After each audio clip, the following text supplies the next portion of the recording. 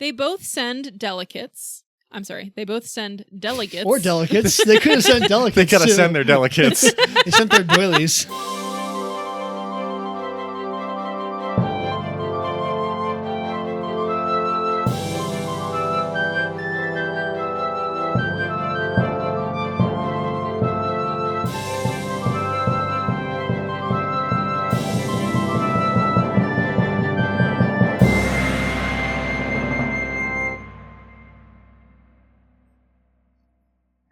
Hello, and welcome to the Tabletop Travel Guide, the podcast where we explore fictional worlds and civilizations right from the comfort of our own table. I'm Tyler, and this week, I guess it's 2 weeks ago, but I got to play a character that I thought up on an episode. Woo! I got to play the barbarian wrestler puppet named Cindy Suplex. And oh my gosh, it was everything I could have possibly thought. It was so delightful. She was so fun to play. I'm so sad I got to miss you playing. I know. Suplex. Yeah, it was kind of ridiculous, but in the best way. Yeah, me and Sam are. I'm Sam's wished alive friend. Well, Cindy Suplex was created on this podcast, right? Yeah. Yeah. Yeah. So I'm so excited. And it wasn't that long ago, so I was excited. I got to turn that one around. Actually turn and quickly. burn it. Yeah.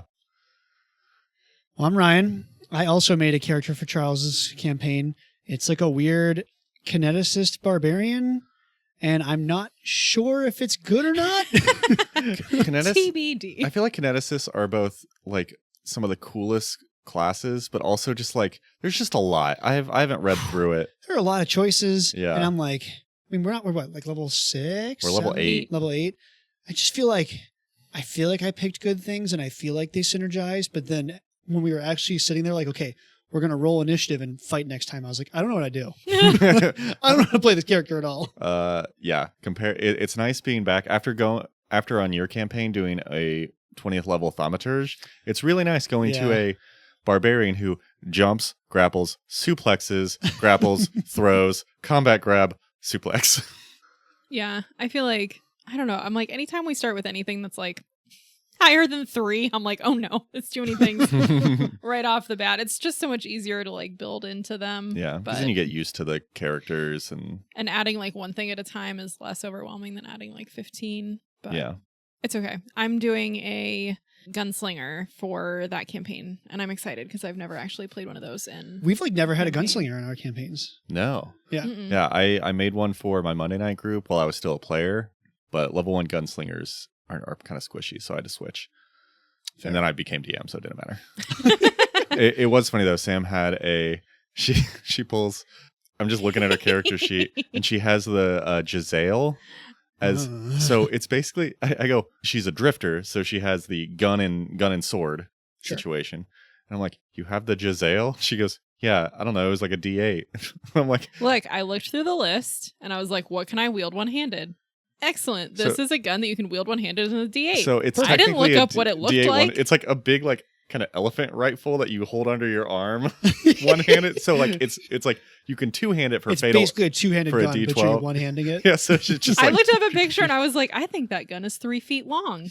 Oops. It's fine. Well, I ended up switching it out for like something that made slightly more sense. Have you seen Tremors? Whenever I think of elephant guns, I think of that. Yeah. But yeah, it's great. Anyway, I'm Sam.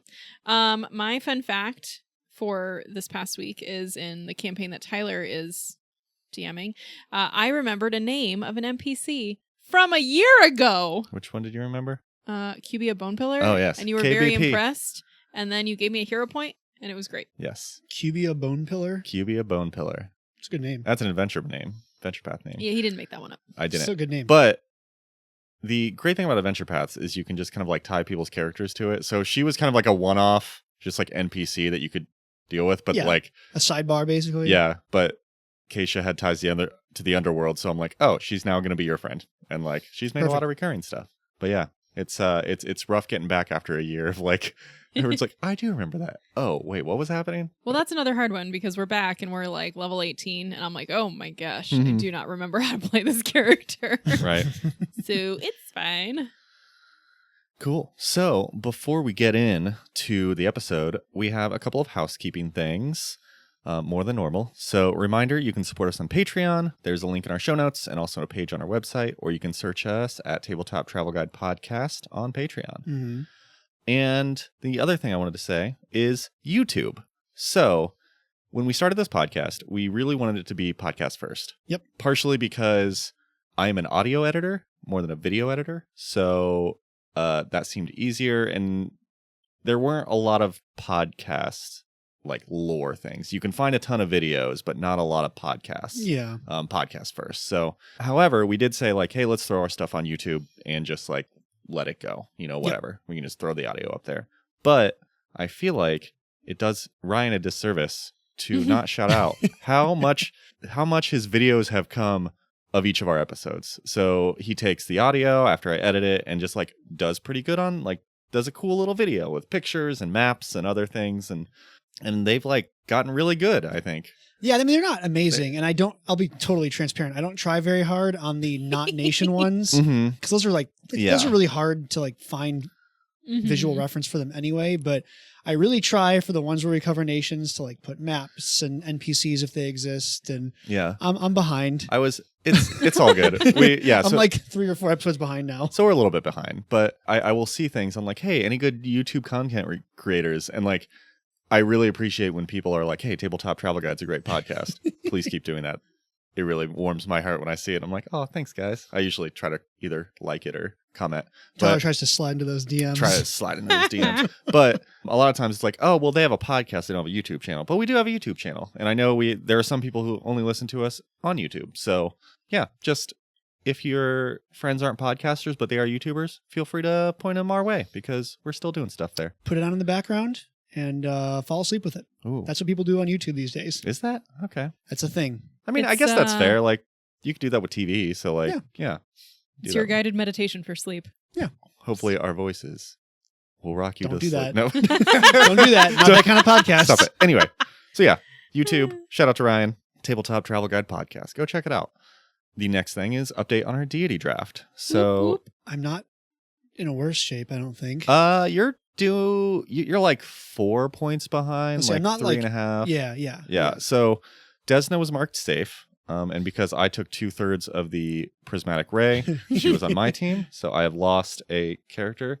But that puts Sam and I both at 4 deities and tied for points. Dun, dun, dun. So it's anybody's game. And technically, Ryan is still within 5 points of us. I'm not mathematically eliminated. You are not mathematically eliminated. So who could say? I think we only have a couple more weeks because I think they're doing something on like April 19th, maybe. Yeah. Oh my gosh, the same day that Taylor Swift releases her album? That's exactly what they were thinking, I'm sure. I actually don't know. I think I'm not sure if that's right or not. I mean, Paizo, Taylor Swift, they're basically both titans in the industry. If you looked at a Venn diagram, it's just a circle. Yeah. What will we do when this is done? I don't even know. I don't know, but this has been very exciting, and thank you for coming with us. Speaking of the people who've been coming with us, our patrons who have also been doing their draft, or, I've been marking them and all that stuff. Our patron Rod is the only person with 6 deities left. Oh my gosh. And the only person with 5 deities left. Everybody else is 4 or under. So I don't know what deity you made a deal with, but... Does he secretly work for Paizo? It's like... or know someone who does. Insider trading. You can't do that. He commented on one of the things like, this is how you learned I work for Paizo. Yeah, he does not work for Paizo. As far as I can tell. We have his W-2s. Yeah. Allegedly. Send proof. I'm going to need you to submit your tax returns. Show us your tax returns, Rod. But yeah, he's definitely in the lead, but again, like ours, there's still a bunch of people who are within shooting distance for the win. So if he's not correct, who could say? He could have had just a great bracket right up until the very end. Sure, it could all fall apart. Yeah, so we'll see. But, good job making deals with the devil, Rod. And last thing, we have a great announcement. I'm so excited. So our patrons knew this a little bit because we were planning it, but we are going to be at Gen Con this year. I cannot believe we got accepted to do this. Yes. So, I mean, to be fair, we signed up to GM some sessions, but I'm like, who else is signing up for this? Because this seems like a big time commitment and a lot of planning. That's now realizing we have to start now. So we are going to be at Gen Con. We are not big enough to have our own booth yet. maybe in a few Not years. even close. Not even close. We have a long way to go. They're going to give us one 4x8 foot table, probably. Yes. Yep, that sounds correct. But we are going to be GMing. So right now, our plan is to do the campaign that we did during the River Kingdoms, which was the bounty campaign. We're going to plan that out. We have some, we're actually going to have to flesh out one of our campaigns, which is exciting. But we're going to be there. So I'm not sure when tickets go on sale for that or whatever. Not for a while. We did like the early sign up. It's and everything. so we called it Rogues in the River Kingdoms. Yes. We're going to be DMing 2 of the days. I think we said Friday and Saturday. Yeah. And I think we're doing either 6 or 8 hours both days. Because I thought. Because I think we're doing 4 4-hour sessions or something. Something like that. Yeah. Because we also want to. I've never been to Gen Con, so I also want to like see the con. So the idea was all 3 of us are not all just GMing the whole time. Yeah. Because that would be a lot. But we are going to make Tyler's mom make us t-shirts. Oh my God. We're going to get swag and all that stuff. We have a while. It's August, I think. It's 1st through the 4th because it is also my birthday. Yeah. So nothing I would rather do more than GM on my birthday. So if you already planning on going to Gen Con or not and want an excuse to meet us, sign up whenever it's coming around. We'll probably have some more details as we get closer. We're obviously several months out at the moment, but our session just got accepted last week. So yep. And we have no chill. No chill. Yeah. So if you were to go to the Gen Con website, I don't think there's anything posted yet.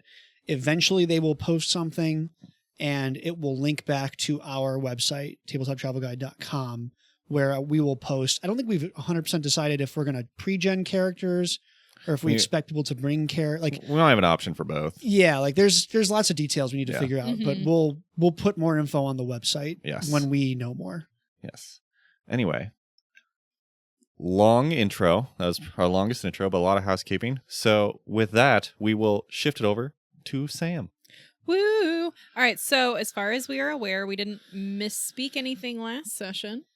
I don't know. We recorded that episode 3 times, so. It's true. So we might have, but we don't think we did. We're a little loopy.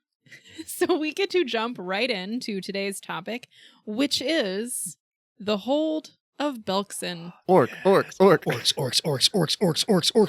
I had a lot of fun researching this one, so I'm excited to talk about it. When Sam first did it, she was like, I have to do the Belkzen Orcs, and we're like, it'll be fine.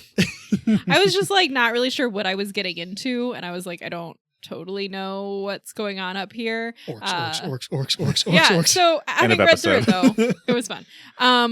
At the top, I'm just gonna let you know my references because I will forget to do it later. I used the remastered player core, Belkzen Hold of the Orc Hordes. Say that 5 times fast. That is a campaign setting. And then for like 5 seconds, I pulled some stuff from Rule of Fear, which is the Ustalav adventure pack. Perfect. Sam was like, I need a book, Rule of Fear. And I'm like, for Belkzen? I'm like, look, I used that 2 episodes ago. 2 sentences from it to confirm something. Fair. So I'm using it as a reference. So before we jump into the location of the orcs, I did just want to do a overview of the orcs as a race. This is the information that's coming from the remaster, so this is all up to date. Just so that we know kind of who these people are as a people group before we delve into their history. Sure. Nice. So some of it is going to be, information that you are all probably aware of, but some of it was fun stuff that I just liked reading about. So in general, orcs are tall and powerfully built. Typically, their skin is a shade of green, but this can vary depending on the environment. Orcs reach adulthood at 17, and their average lifespan, not counting dying in combat, is 60. So these are... yeah, that's pretty good. Not like super long-lived, but if you're not, dying in combat, you might see... That's humanish. Some, medieval humanish. Yeah, it's not that bad. Yeah.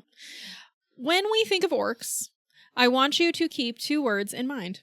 And those words are fidelity and honesty. Okay. As we kind of think about the concepts of their society moving forward. Orc culture teaches that people are shaped by the challenges they survive. And the most worthy survive the most hardships. Okay. So orcs who live a long time and have great triumphs command immense respect. We can think of this tenet of society as you are the scars that shape you. That's pretty cool. Yeah. I like the nuance here because I think the The problem sometimes with orcs is we get into like a stereotype of like we're just murder hoboing for funsies and like that's it and there's Big no dumb depth to it. murdery, like you're amazed how their society even functions. That is the all it 40K like- orc in a heartbeat. Yeah. Yes. Yes. So here we're pulling in a little bit of variation to this, which I think gives it more depth and then also makes it more interesting to either play an orc or be a part of those societies. So in their societies, dying in glorious combat is preferred over death of old age or illness. Okay. We're not into those mundane deaths. That's fair. I don't see that as a red flag. No. No, you know. Orc life is typically violent and chaotic, though, Yeah. with their communities valuing pain and glory, and then building societal structures as a hierarchy where power is what comes out on top. Yeah. Okay. Yeah.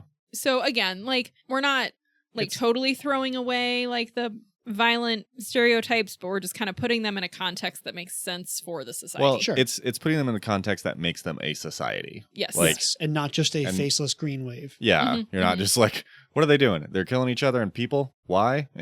We don't know, you know. They do worship some of the main deities. So Lamashtu and Rovagug are common, Sure.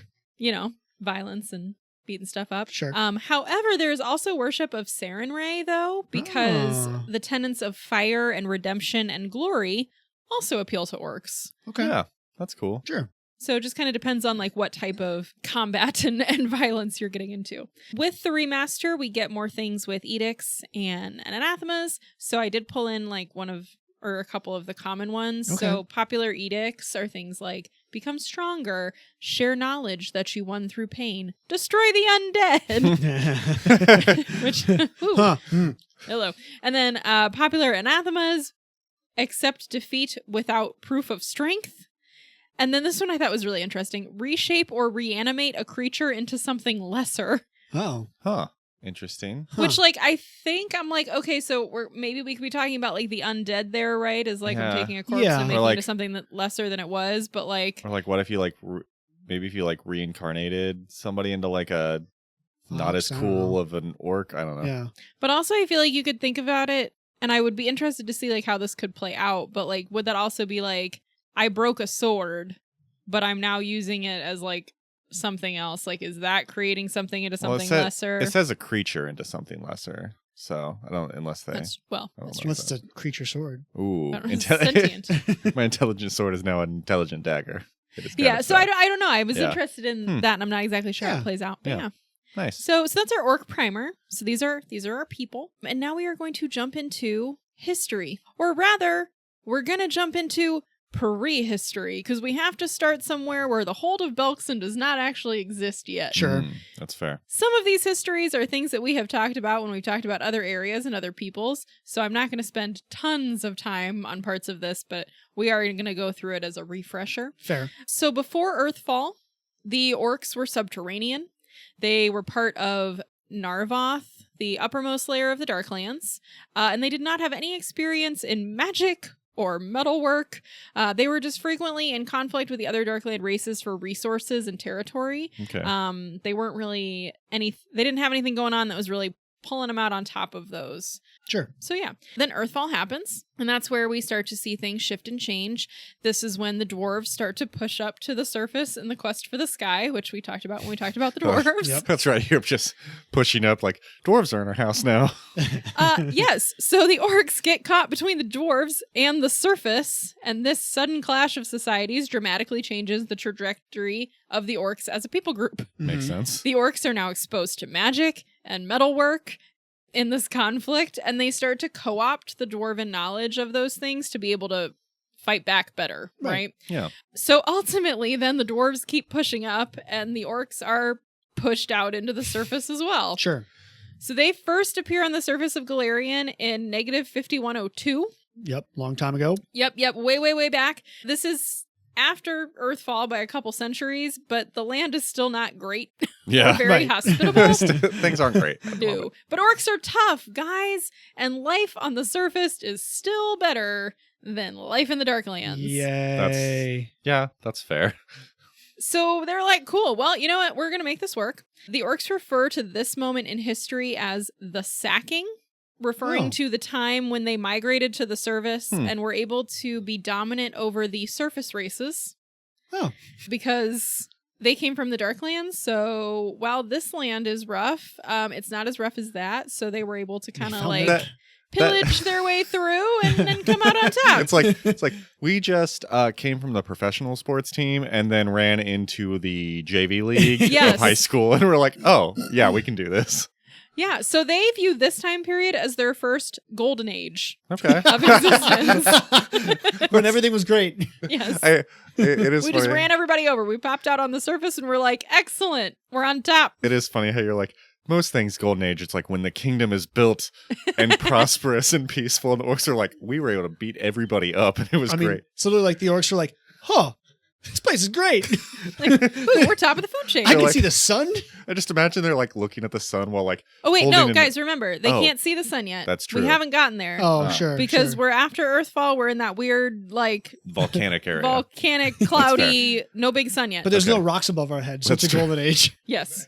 So then, in negative 4987, then the dwarves finally get up here. They pop into the surface, and they're like, oh, the orcs are here. We didn't actually kill them all. We just pushed them up out of the ground. Oh. That's still baffled. The dwarves are like, I do not know what I expected. When you I don't- displaced a whole people group, and they went up. What do you mean you're here? You didn't just disappear. When you don't text your one friend, but you see them like when you're out hitting the bars. It's like, oh, hey, hey, buddy. So they show up and they reignite their conflict all over again. Okay. Sure. This is the time period where the dwarves are then building the Sky Citadels. Mhm. So they have control over those big fortresses. The orcs then hold command over much of the land in between the Sky Citadels, but they can't overtake them. Sure. So the two people groups are kind of continuing on at a stalemate at this point. So fast forward to negative 4294. Okay. So we've So- moved Yeah. quite a few 700 centuries. years, Yep. So the impact winter that has been blocking Golarion's sun starts to clear. Mm. This is where it becomes important that we did not have sun yet, which in turn raises the surface temperatures and ends the permanent twilight on the surface. This is bad news for the orcs, who were an underground people group, and their eyesight really struggles to adjust to the change in light. Oh, okay. That's fair. But weren't the dwarves also underground people? I'm not sure exactly why it doesn't impact the dwarves, but Yeah. it does impact the orcs. Yeah, huh. Like Okay. I don't know if that's just like a Man. societal adaptation. Torag just that helped took out, called in longer. a favor. I don't Dang know. it, Torag. He's like, here's some good eyesight. Gave everybody glasses. But then this issue for the orcs gives the dwarves an advantage in the conflict Okay. because the orcs are all now like, oh, the sun is very bright and I Yeah. was not prepared. Sure. Maybe the dwarves all just made sunglasses. I don't know. They're crafters. So That'd be kind of That awesome. seems on brand. Quick, dwarven shades. that's my headcanon. I like that one. I like it. So then the dwarves are able to push the orcs out of the lowlands and into the hills and mountains. The orcs, once again, being very adaptive, figure out a new way to live. They move into dense forests and surface caves, and they start living a more nocturnal life. Sure.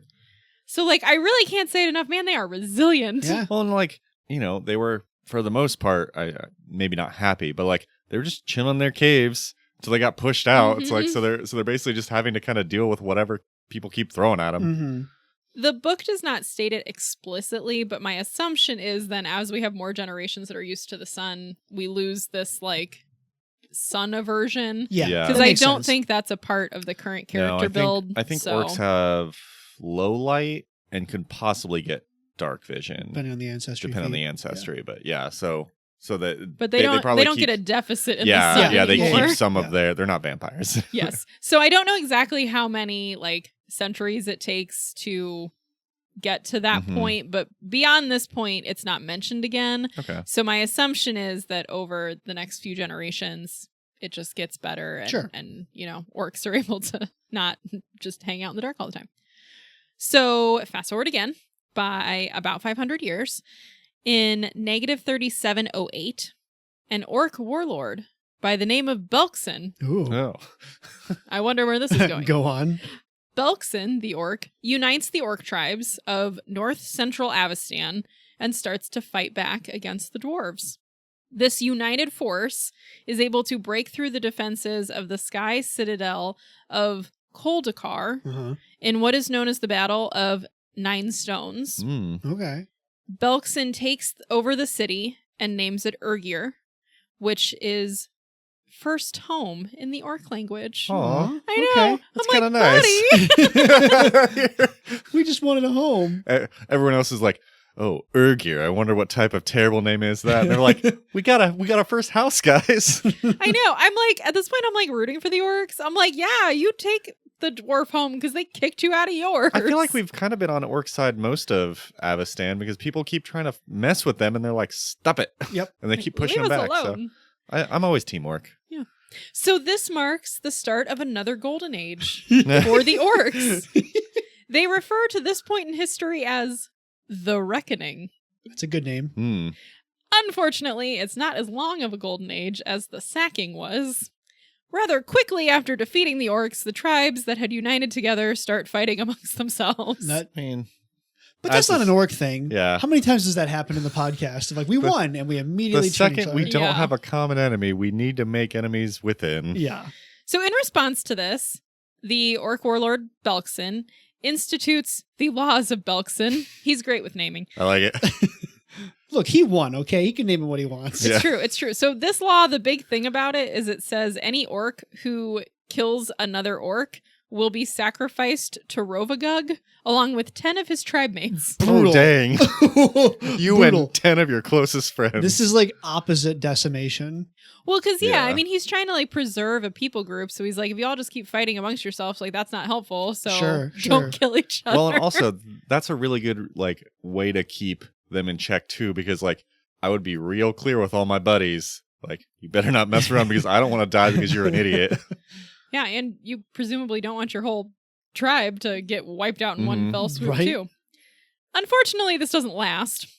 When Belkzen dies, or mysteriously disappears, according to some accounts, we just don't really know what happened to him. In negative 3698, control of the territory, which at this point has expanded to include a lot of Varisia, Lastwall, Ustalav, Nirmathas, and Molthun. Oh, so this Dang. place is huge. Yeah. At this point in time, it's very, very big. So at the time of his death, it's divided among his 7 sub-chiefs, Okay. who almost immediately at his death go to war with each other to fight for the land. Yep. So Yep. the problem is so then they're all fighting again. And in about 200 years, so negative 3470, most of Belkzen's territorial conquests have been lost. Sure. And the Orcs, once again, only control the land, which is known as today as the Hold of Belkzen. Sure. With some shrewd battle tactics and some forethought, we can take our current land and shrink it by 70%. I like the way you think. That is basically what happens. So now we are in the Hold of Belkzen as it stands. Mhm. So current territory, and then this is the history of the current territory. Okay. Yes. So the land that is currently the Hold of Belkzen has been held by the Orcs for the past 8 centuries. Okay. Nice. Which pretty solid, right? Dwarven architecture. Right. So since the OG Belkzen, many powerful orc warlords have risen up to take the mantle of Belkzen, but none of them have been as successful at uniting all of the tribes as the original Belkzen. Fair. Sure. There's been some unity, but no one's really been able to accomplish it for more than a few decades at a time. Other people, though, have had more success, namely the Whispering Tyrant. Hey, buddy. Friend of the pod. Who we just talked about, but he's controlling the Orcs of Belkzen and their territory from 3202 to 3827. He had a good run. So he has a good run. Not an orc, though. So he's, popped into his city there in 3827. Notably, in 3828, that's when the Sun Wall is constructed. So Lastwall is making those fortifications. Yep, they're putting the wall up. Yep. So not a lot is happening. The Orcs are kind of going back to orking, back to their tribes, nomadic, living here in this time period. And then, notably, in 4043, Orc tribes are currently invading Tamravenna, which is what is now the province of Canterwall in Ustalav. Okay. But that's right on the border. So where Belkzen and Ustalav meet, it's this province. They're invading. The Count of Tamravenna, Count Endachi. Endachi? Endachi? The Count hires a mercenary from Ustalav named Kazavan. They don't give a ton of detail about how the Count gets linked up with Kazavan, but the thing to note here is that the Count prays to Zon-Cathon for aid. I don't want Who's a cool dude. I don't want anybody. Right. I don't want that prayer answered at all. Like anybody who shows up from Zon-Cathon, I'm like, please leave. And somehow Kazavan is the answer to this request to aid the forces of Ustalav who are fighting Belkzen. Cool. So Kazavan comes in, defeats the Orcs, and then decides he wants to stay and continue to be in power. Great. So he builds a fortress in the Kodar Mountains, which is the mountain range that's right at that border of Ustalav and Belkzen. Yeah. The castle fortress is named Scarwall. And fun fact, it sits on an island in a crater lake in an extinct volcano. That is so metal. It is the most metal of, like, villain areas. So naturally, Ustalav and Lastwall, who are the closest to Belkzen, are shocked by this turn of events. Uh-huh. They both send delegates. They both send delegates. Or delegates. They could have sent delegates. They gotta too. send their delegates. They sent their doilies. Not sure what kind of message that sends. Anyway, they both send delegates to Kazavan. Which is like a reasonable thing to do. Yeah, it's like, hey, buddy, you just decided that you were going to like rule over this area that you helped us liberate. And that seems like an interesting tactic. So naturally, he flays the delegates and sends their animated skins back to Lastwall and Ustalav and says, submit or die. Oh, did not get that part. Ooh. So the skins walk back. Oh, it's God. real weird. Don't like that. No. On brand for Zon-Cathon, though. Seriously, never pray to Zon-Cathon. Sorry, Right. buddy. Yeah. So Kazavan in this time period is counted as one of the leaders to unify the orc tribes. Not for like a huge amount of time, but like, yeah, okay, buddy. So then in 4051, the Count that we talked about, he's like, okay, I hired this dude. I'm going to take care of it. Like, this was not how this was supposed to go. He leads an army to unseat Kazavan, but unfortunately is defeated and murdered. Ooh. Big whoopsie. Yep. However, Kazavan is eventually defeated in 4063, and at this defeat, it is revealed that he's been a blue dragon the whole time. Incredible. Just looking like a human. What up, buddy? Was he bored? Did the dragon not have anything better to do? That explains like wanting to like hang out in a volcano a lot more. Like, I mean, I guess, but like, I like the heat. it gets cold up here. I get chilly. I love it. That's awesome. And so this is where I had to like pop into Rule of Fear for a hot second, but like there's literally 2 sentences on him, and I'm like, we're just gonna drop that he was a blue dragon and then say nothing else. End and of the book story. says nothing else. No further questions, obviously. Okay. So yep, he united the orcs. Incredible. There you go. All right, so after him, we're back to the orc tribes ruling themselves and not really doing a whole lot of unity. However, in 4237, the orc hordes are able to overwhelm the Sun Wall, and then they are able to retake Urgir. Hey. Oh, didn't know they had lost it. Briefly in some of these conflicts. So they're able to... It comes and goes. They're able to take it back. Cool. And then really for the next 300 years, fighting between Belkzen and Lastwall continues because Lastwall's bored and is like, well, we'll just fight the orcs, right? Yeah. So eventually, 4517, we get to the point where Lastwall's current border is established because they've been kind of going back and forth. They're doing skirmishes. They have different things that are pushing in different places. So it takes until that point for the current border to be established. And then in 4692, So much closer in recent history. We have an orc named Grask Oldeth. Grask Oldeth. Yes. He takes control of the powerful Empty Hand tribe Okay. and also the city of Urgir. Now, Oldeth, he thinks a little bit differently than a lot of orcs. Mm. He is dissatisfied with the way the orcs have been living for centuries and realizes that if they don't change, their society is not going to progress. Okay. So he sees the unity and the economic systems of other races, and he wants those cultural benefits for the orcs. He wants those bennies. Love it, right? Mm-hmm. He's not necessarily out to make the orcs like less chaotic, but he thinks some more advanced infrastructure is going to like keep them relevant. Infrastructure I week. knew you were going to say that. So I love the tactic here. So he sees all this and he's like, okay, I'm not sure how to do it though.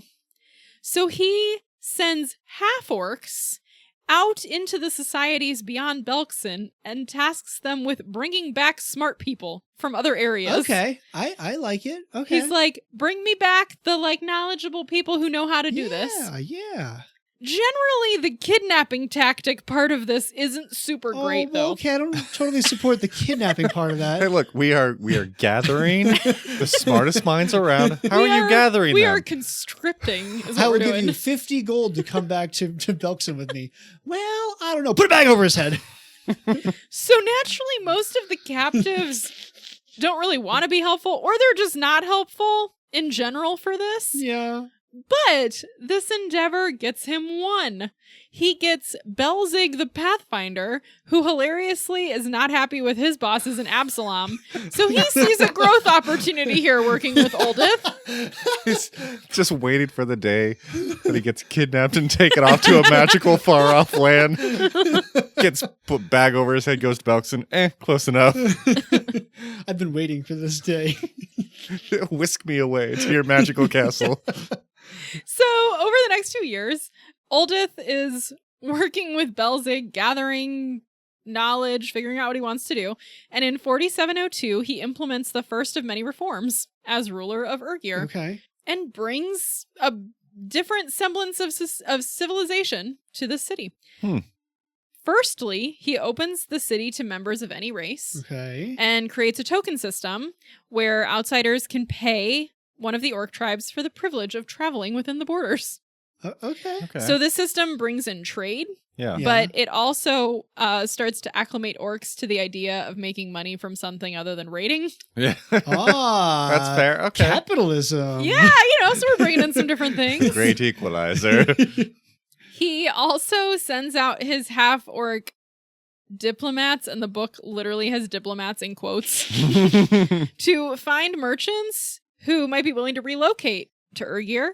In exchange, he offers to very lightly tax the merchants and guarantees their personal safety within the city. Oh. So, And he did not kidnap them? He did not, no. Okay. He does. I really like his use of the half-orcs. Like, hey, you are half part of some other societies, so people would be more amenable to you talking to them about some of these things. So I feel like there's lots of just very smart choices that he's making here. Yeah, okay. And then sure, he's offering them like, hey, I'm not going to tax you very much. I just want you to come sell your stuff here. I'm like, okay. Yeah.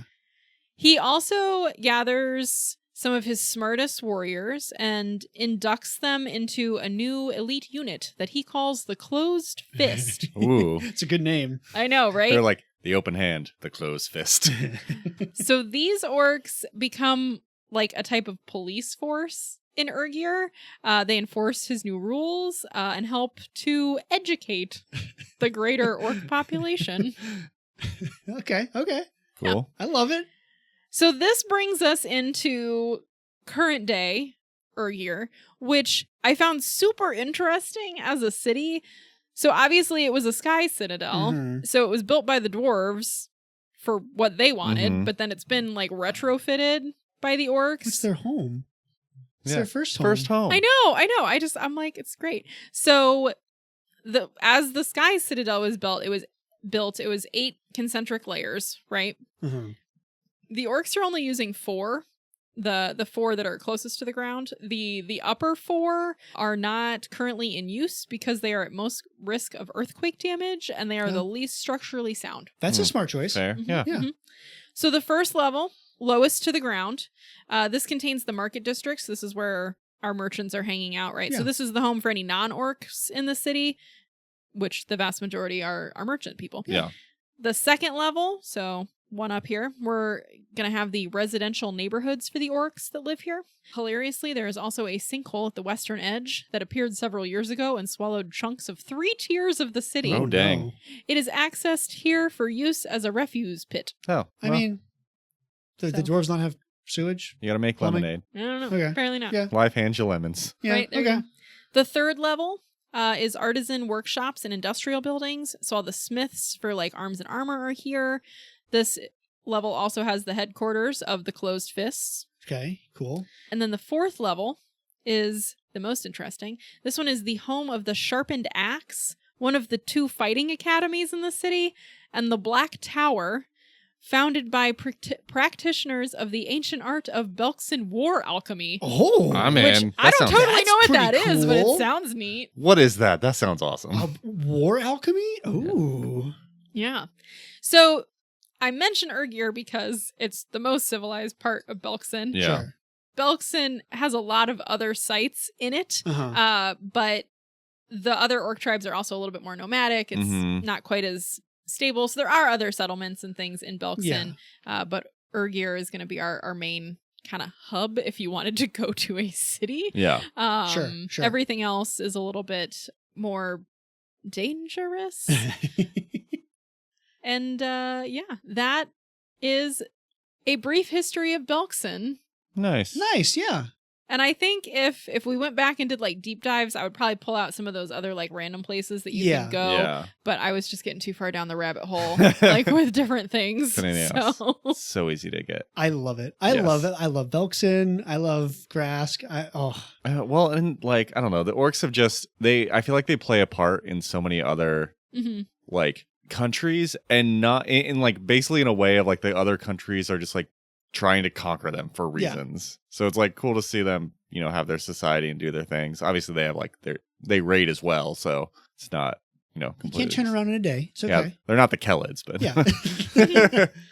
But also like just like leave our dudes alone, man. Like let them Yeah. live their lives. Let them have their home. right. Yeah, First home. Step off, dwarves.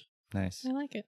Cool. Well, thank you, Sam. And we will take a break, hear a ad from our sponsors, and be back with a campaign and character.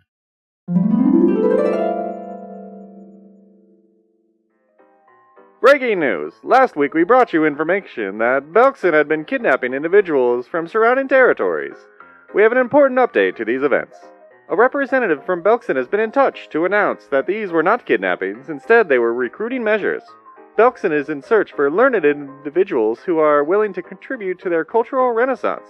Should anyone be willing to volunteer for these positions, the representatives have offered dual citizenship and free travel passes.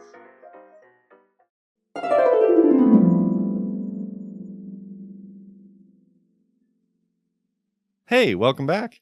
And we go over to Ryan for a campaign. Yeah. So we're going to call this Golarion's Got Talent. Oh my gosh. Can't wait to see how this relates to orcs. I'm very curious where we go with Belkzen. So growing up, my family watched a lot of American Idol. Yeah. And Sure. I am tangentially aware of like Eurovision Yeah. and like X Factor, and there's like a million of these shows, right? Oh, there's too many now. The Voice and Dance. whatever. There's a dancing one, right? So You Think You Can Oh, yeah. Dance is fantastic.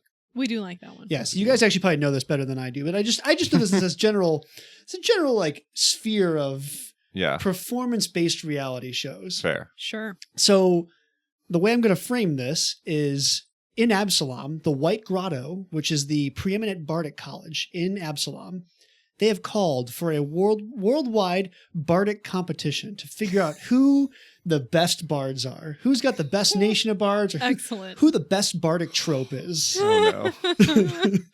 The rules of this competition are that every nation or territory will hold their own local qualifier before sending the best of their nation to Absalom to compete. The Eurovision.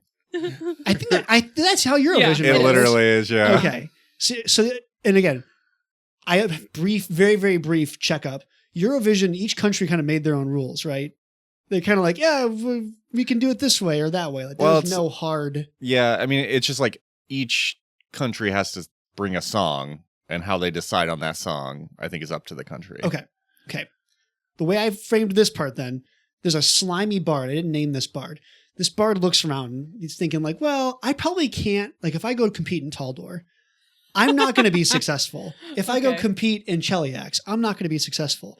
What if I went to Belkzen and set up the competition and then entered the competition with myself and my band? I'm a shoo-in to win my own competition. Great. There's no possible way this goes wrong. Yeah. Unfortunately for him, he doesn't know that the Orcs actually have a proud musical and performance tradition. Oh. And so he like convinces the Ugyr government to set up this competition. And what ensues are multiple bardic tropes of orcs showing up who are actually decent, who are going to compete in this competition. So are we, as the players, are we the troops of bardics? You are one of the troops. So Yeah. I would have the players, you all have to come in having pre-agreed what your band name is, basically. What each of you do as part of the band, what your instrument or performance act is. I would give free archetype. Everyone would get bard as a free Yeah, of archetype. course. Sure. But of course, orc performance art is not just singing or instrument. Sure. There's fighting. Mm. There's storytelling. There are feats of athleticism. There's all kinds of stuff going on that the orcs consider important for their own bards to have. So according to the rules of their competition, it's not just a singing competition. Yeah. Okay. And that's part one. Hopefully the players win part one. Oh my gosh. And then part two of this campaign would be you go to the big city, kids. You go to Absalom and you compete in the competition. You have like This that is hilarious. montage of like people going to Vegas for the first time and you see all the lights and you're just starstruck. I had this weird vision of, I thought of this at like 11 o'clock at night last night. And I had this weird vision of in American Idol, there's like the shots of people getting the tickets and they're like freaking out. Yes. And I imagine done like that for the 5 orcs with like pieces of paper. We're going We- to Absalom. We did it! So there's your setup. Oh God. There's your setup. Golarion's Got Talent.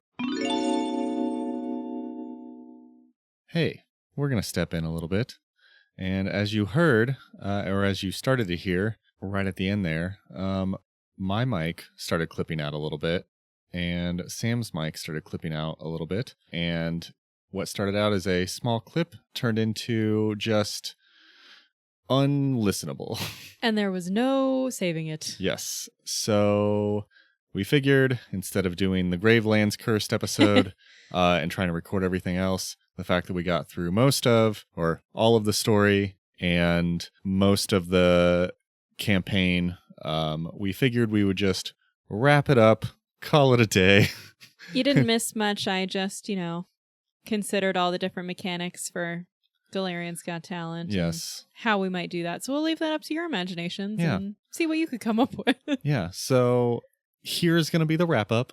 So sorry for the technical mishaps. We'll figure out what's going on. But thanks again for everybody coming along with us. We did give this one a score of 2 out of 10 empty hands.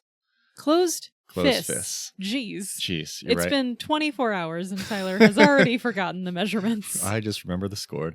So yeah, we gave it a score of 2 out of 10 because it was not a great place to be, even though We did decide that I upsold it a little bit and maybe focused on maybe the more positive things and then didn't give a lot of attention to maybe the scarier places. So if you thought that Urgir sounded really good, great. That was the only good place. Yes, so Sam would be a great PR department for Belkzen. But yeah, so we'll leave it here. Thanks again to all of our listeners. We appreciate you and listening through all of our episodes.